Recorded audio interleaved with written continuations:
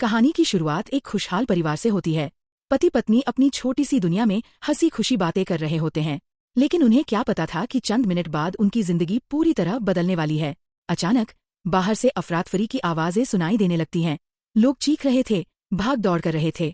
दोनों जब घर से बाहर निकले तो उन्होंने देखा कि पूरा मोहल्ला डर के साए में भाग रहा है, मानो कोई बड़ा खतरा उन पर टूट पड़ा हो। जेसन और बेथ ने गौर किया कि उनके पड़ोसी भी हड़बड़ी में घर छोड़कर निकल रहे हैं। जेसन ने उनसे रुककर वजह पूछी, लेकिन कोई जवाब देने के बजाय वे तेजी से आगे बढ़ गए। तभी उन्होंने देखा कि पास वाले घर का लड़का अपना सामान समेट रहा है।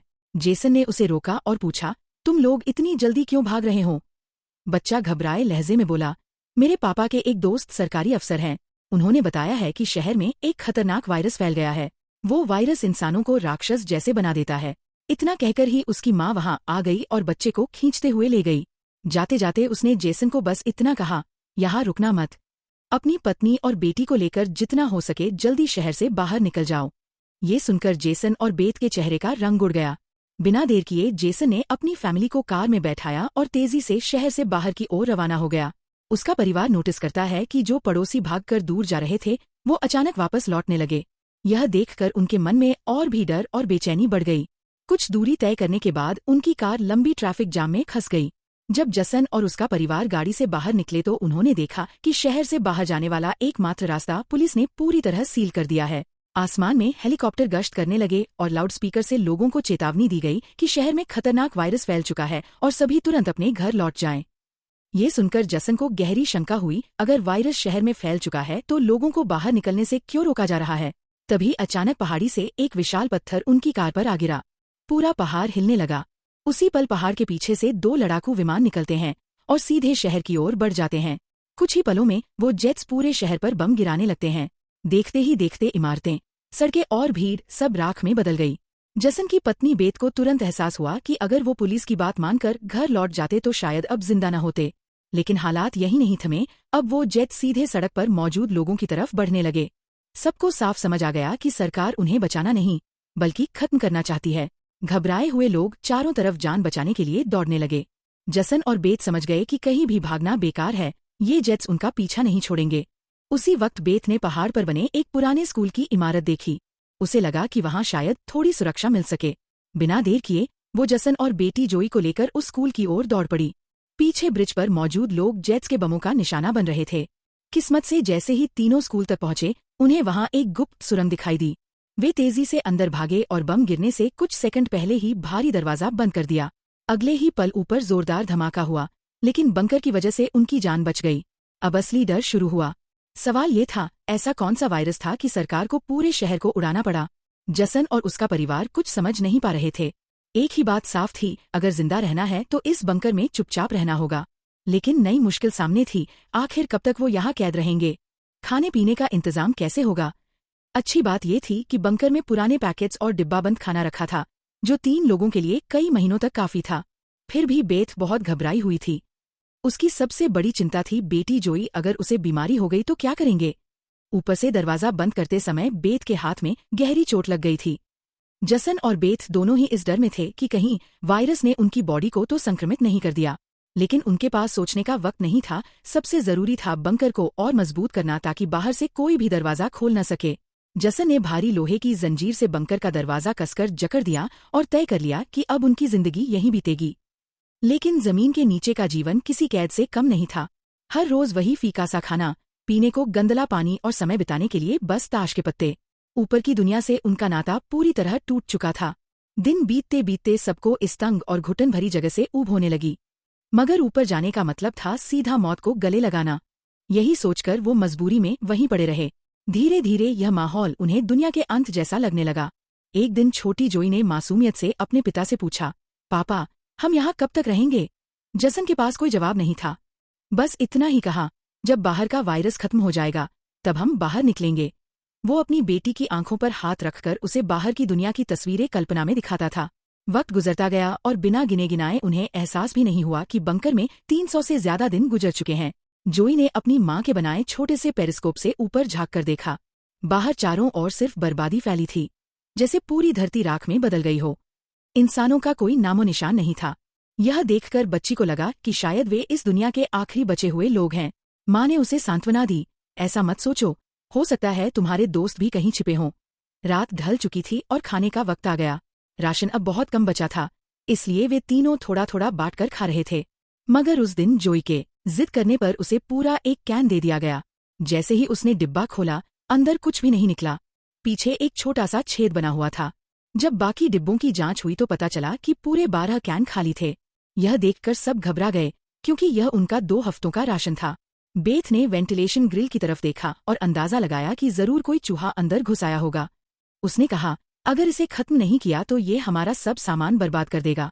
बेटी का उदास चेहरा देखकर जसन ने उसे ढाढ़स बंधाया, चिंता मत करो, अगर खाना खत्म हुआ तो मैं ऊपर से ले आऊंगा। अगले दिन जब जोई अपनी माँ के साथ ब्लॉक से खेल रही थी, तभी उसने पीछे हल्की सरसराहट सुनी। पलटकर देखा तो वही चूहा फिर से डिब्बे की तरफ बढ़ रहा था। वह तुरंत अपने पेरेंट्स को बुला लाई। इस बार उन्होंने ठान लिया था कि इसे किसी भी हाल में पकड़ना है। जसन गुस्से में चाकू लेकर झपटा, मगर वह छोटा सा जीव बहुत फुर्तीला था।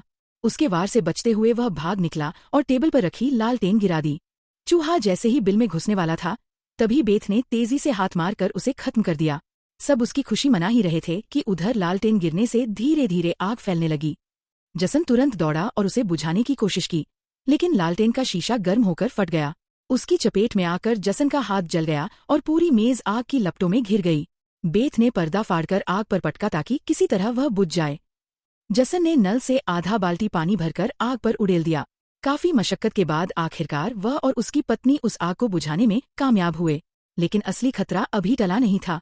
आग तो बुझ गई थी, मगर उससे निकला धुआं पूरे बंकर में भर गया था। वह धुआं वेंटिलेशन की जाली से धीरे धीरे ऊपर की ओर निकल रहा था।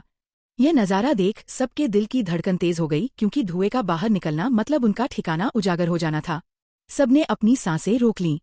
जसन ने उम्मीद जताई कि शायद रात का अंधेरा इस धुएं को छिपा लेगा और किसी को उनके छिपने की जगह का पता नहीं चलेगा। डर और बेचैनी में वह तीनों पूरी रात आंखों पर नींद नहीं आने दी। सुबह जसन ने एहतियातन पेरिस्कोप से बाहर झांक कर देखा, और देखते ही उसके होश उड़ गए। बाहर अब भी धुएं का बड़ा गुबार आसमान में मंडरा रहा था। अब उन्हें पूरा यकीन हो गया कि उनका राज खुल सकता है। तभी बीत ने कहा कि अगर धुआं फैला है तो राख भी आसपास गिरी होगी और कोई भी उसे देखकर हमारे छिपने की जगह तक पहुंच सकता है, इसलिए हमें राख के निशान मिटाने होंगे। पति पत्नी ने बाहर जाकर सफाई करने का निश्चय किया। बाहर निकलने से पहले जसन ने अपनी बेटी जोए से वादा लिया, जो भी हो, अगर बाहर से आवाजें आएं या हालात बिगड़े, तुम बाहर मत निकलना। बेटी ने हामी भरी और फिर दोनों ने धीरे धीरे दरवाजे की जंजीर खोली, आवाजों पर ध्यान दिया, और जब यकीन हो गया कि चारों तरफ सन्नाटा है, तब बंकर का दरवाजा खोलकर बाहर निकल गए। अब अंदर जोए अकेली रह गई। वह बेसब्री से अपने माता पिता का इंतजार करती रही, लेकिन जब काफी समय गुजर गया और वे लौटकर नहीं आए, तो उसने स्टूल पर चढ़कर पेरिस्कोप से बाहर झांकना शुरू किया। उसे दिखा कि उसके पेरेंट्स राख को हटाकर बंकर के दरवाजे को छिपाने की कोशिश कर रहे हैं।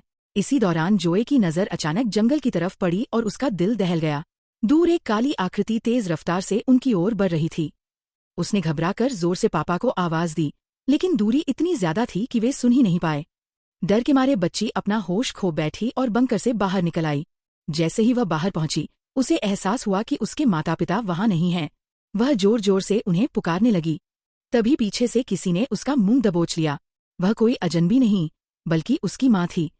उसी पल पास से हिरनों का झुंड चीखता भागता गुजरा। तीनों बाल बाल बच गए, मगर बीत के मन का डर और गहरा हो गया, क्योंकि जानवर इस तरह भागते हैं तो इसका मतलब आसपास कुछ भयानक छिपा है। वह तीनों बिना वक्त गवाए वापस बंकर की तरफ दौड़े और अंदर घुसकर दरवाजा बंद कर लिया। जसन ने लकड़ी और लोहे की जंजीरों से दरवाजा कसकर जकड़ा और सब कुछ चुप रहने का इशारा किया। तभी ऊपर से धीमे कदमों की आहट गूंजने लगी। कोई बंकर के ठीक ऊपर घूम रहा था। वे धीरे धीरे दरवाजे से दूर हटकर आगे की तरफ बढ़े, ताकि अगर ऊपर वाला दरवाजा खोल भी दे तो उन्हें नजर न आए। मगर तभी मुसीबत आ गई। जोए की हाथ में पकड़ी गुड़िया की डोरी बंकर की दीवार में लगे एक स्क्रू में फंस गई। स्क्रू ढीला होकर निकल गया और उसी पल गुड़िया से तेज आवाज निकलने लगी।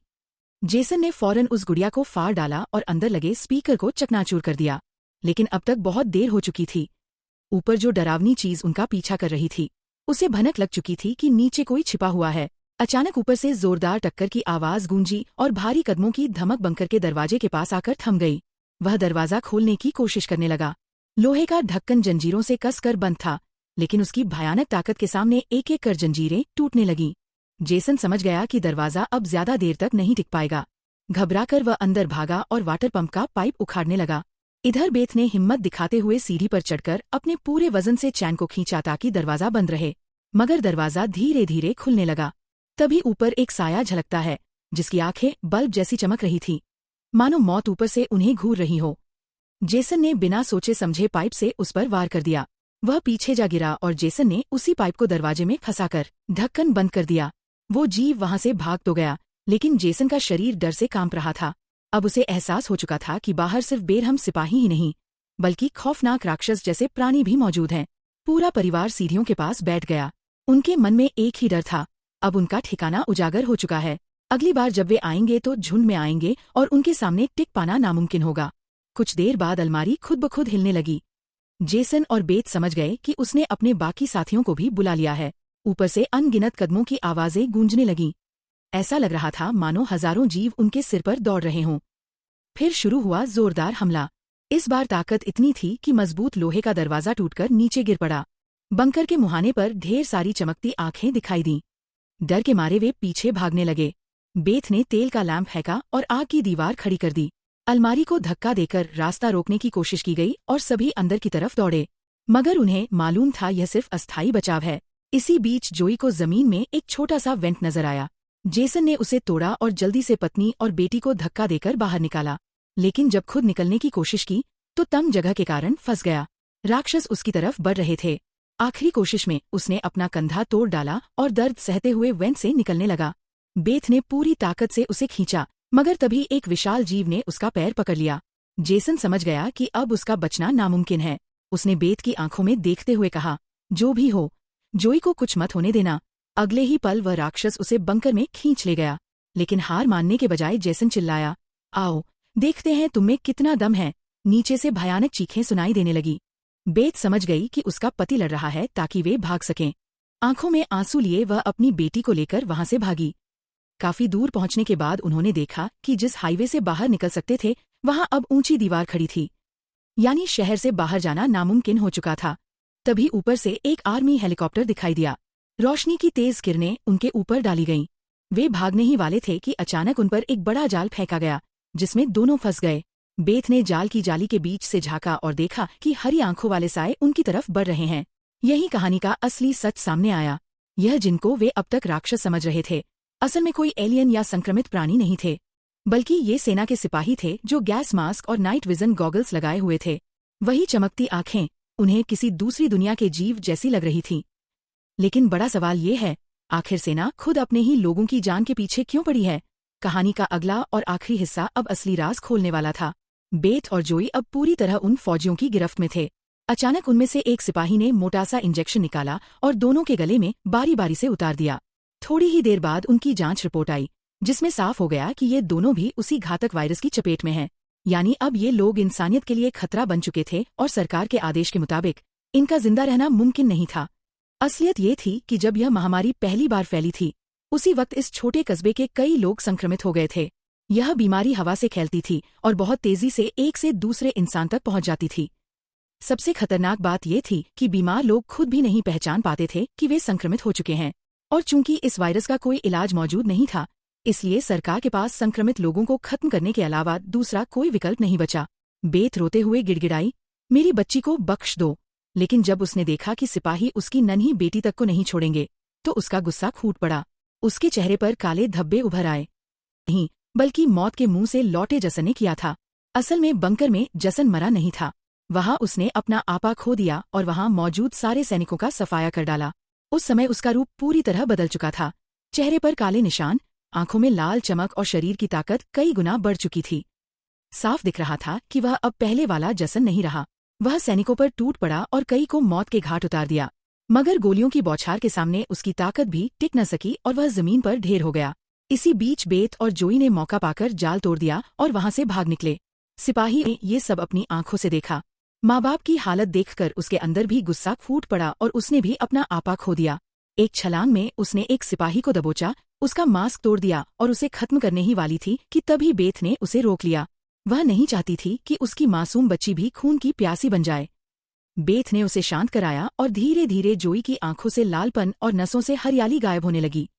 वह फिर से इंसान जैसी दिखने लगा था जिसे हमने कहानी की शुरुआत में देखा था। बेट और उसकी बेटी उसके पीछे पीछे चल पड़ी। लड़का उन्हें एक गुफानुमा टनल में ले गया जहां उसके माता पिता और कई अन्य लोग छुपे हुए थे। दरअसल ये सब लोग भी वायरस से संक्रमित थे, मगर जिंदा रहने के लिए उन्होंने अंधेरों में छुपकर रहना सीख लिया था। यह बीमारी खतरनाक जरूर थी, लेकिन घातक नहीं। असली खतरा तब पैदा होता था जब संक्रमित इंसान डर या गुस्से पर काबू खो बैठता था। वहीं इन लोगों ने अपने गुस्से और डर पर काबू पाना सीख लिया था। उनकी नज़र में सिपाही राक्षस थे, लेकिन हकीकत यह थी कि राक्षसी रूप तो उनके अपने ही अंदर छुपा था। और यहीं आकर ये कहानी खत्म हो जाती है।